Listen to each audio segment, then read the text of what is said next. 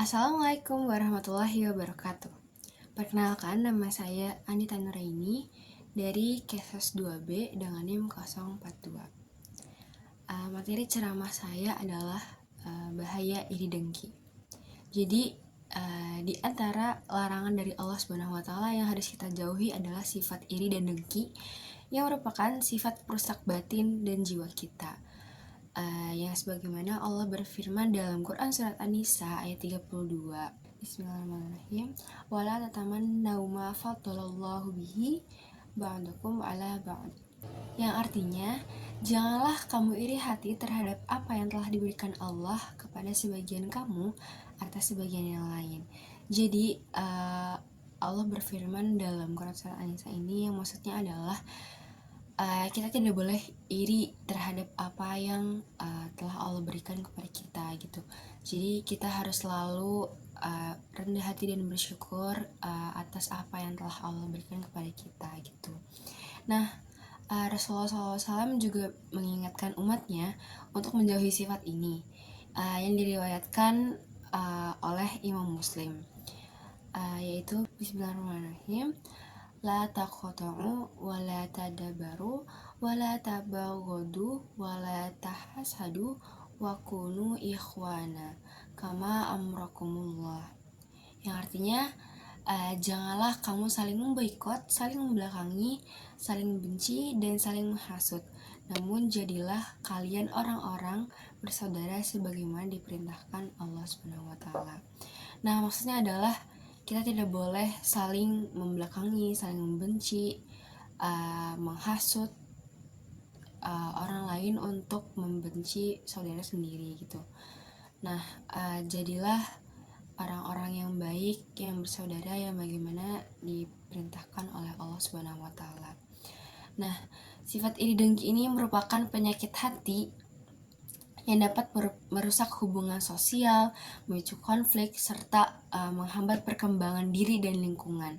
Nah, iri hati timbul akibat merasa tidak puas dengan pemberian Allah Subhanahu wa taala kepada orang lain.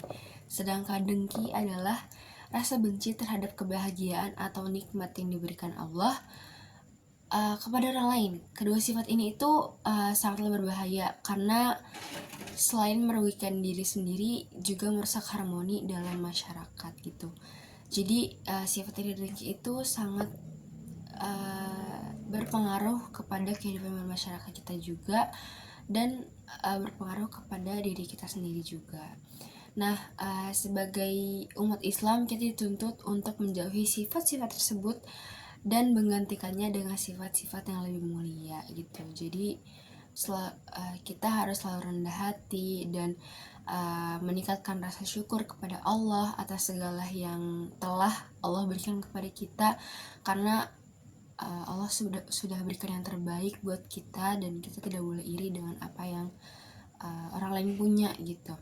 Jadi kita harus merasa bahagia atas kesuksesan dan keberuntungan orang lain tanpa merasa iri atau dengki. Jadi kita tuh harus merasa bahagia kalau misalnya orang lain punya kelebihan dari kita gitu, dan harus selalu mendukung mereka untuk agar mereka lebih baik lagi gitu. Dan kita harus berusaha untuk membantu dan mendukung saudara kita dalam kebaikan, bukan hanya menghalangi atau merendahkan mereka. Jadi kita harus selalu mendoakan mereka, harus selalu mendukung mereka agar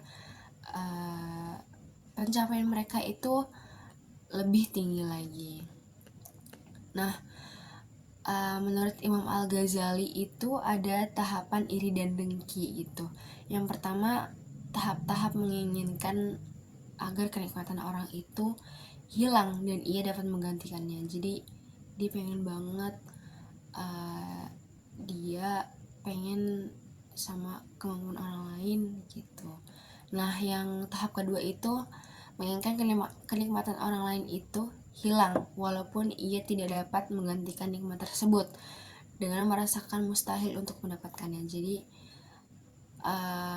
dia pengen orang lain itu hilang kenikmatannya dan dia sebenarnya nggak bisa buat menggantikan nikmat itu, tapi dia pengen orang lain itu kehilangan nikmatnya gitu. Dan yang terakhir adalah tahap merasa tidak ingin jika kenikmatan orang lain hilang, tapi ia benci jika orang lain mendapat nikmat lebih darinya. Nah itu juga terlarang karena ia tidak ridho atas karunia Allah Subhanahu wa Ta'ala. Jadi kita nggak boleh kayak gitu, karena itu akan merusak diri kita sendiri juga. Nah, pasti dari rasa iri dan dengki itu ada cara-caranya untuk kita menghindari rasa iri dan dengki tersebut. Yang pertama itu yang pasti kita harus perkuat iman dan banyak-banyak bersyukur, dan yakin bahwa rezeki sudah diatur oleh Allah, dan kita harus bersyukur apa yang Allah berikan kepada kita gitu. Lalu doakan kebaikan untuk orang lain gitu kan. Jadi kita nggak boleh iri, kita harus selalu mendoakan orang lain yang terbaik, dan mendoakan keberkahan untuk dia dan untuk kita juga gitu. Lalu ada fokus pada perbaikan diri gitu.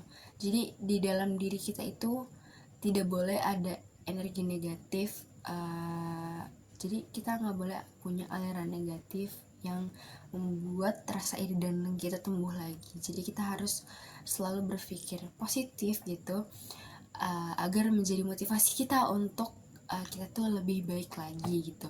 Dan yang pasti yang terakhir ini yaitu perbanyak istighfar dan zikir.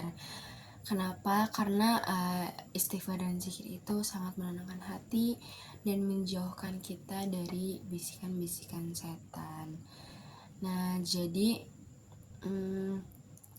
rasa iri dan dengki itu patut kita khawatirkan, karena kalau kita sudah iri dan dengki berarti kita tidak bersyukur atas keberkahan yang Allah berikan kepada kita gitu.